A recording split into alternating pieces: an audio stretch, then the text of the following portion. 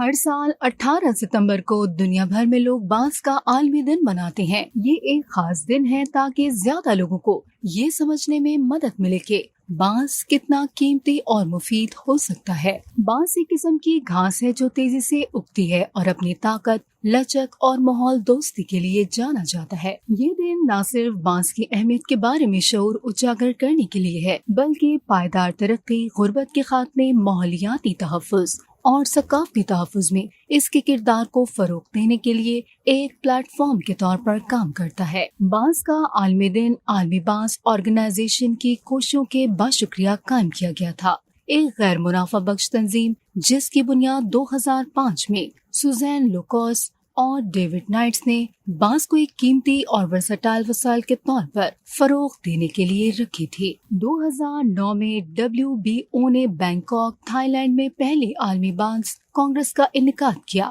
جس میں دنیا بھر سے بانس کے شوقین، ماہرین، محققین اور صنعت کے پیشہ ور افراد کو اکٹھا کیا گیا اور بانس کو منانے کے لیے ایک سرشار دن منانے کا خیال پیش کیا۔